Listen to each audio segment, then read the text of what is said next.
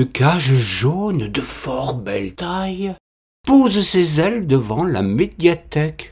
Notre bon échevin toujours en bataille songe la remplacer par une zoothèque.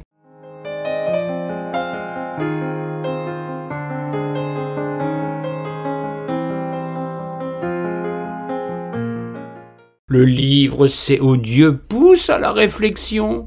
Pratique des plus condamnables en cette cité, il convient de rechef de mettre à la raison les plus mitifs princes de la vacuité.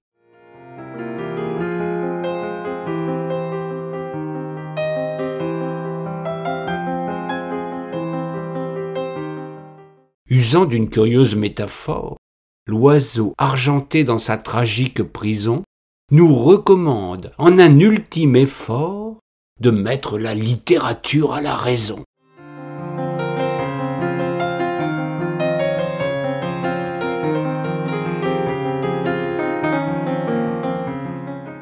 Entendant clouer le bec à la culture, grâce à des installations grandioses, notre homme proclame sa déconfiture par le truchement d'un géant flamant rose.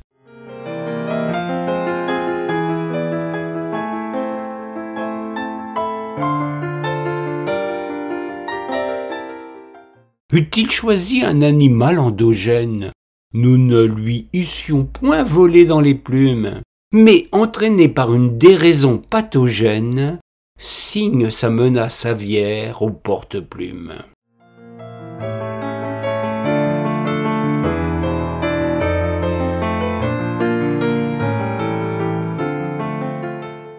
La fleur de lys lui servant ici d'étendard, l'échassier nous adresse un message. Le pouvoir local embastille les scribouillards et tous les artistes qui ne sont pas sages.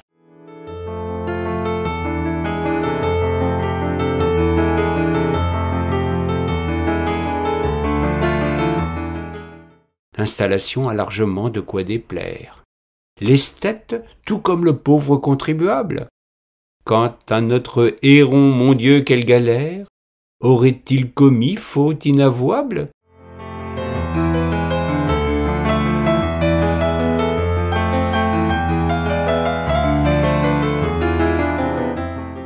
Que lui vaut cette étonnante substitution? Se retrouve présentement le bec dans l'eau. Il attend des Ligériens une réaction afin de bouter l'étranger de son cachot.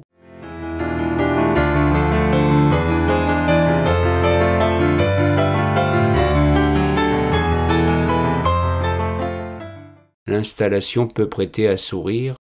Le grotesque se dispute au pathétique. Permettez-moi à mon tour de renchérir par de modestes rimes peu sympathiques.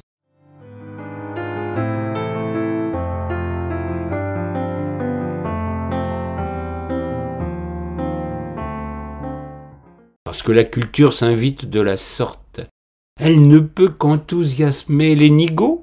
Ouvrez sans tarder de la cage la porte pour montrer la sortie à ce drôle d'oiseau.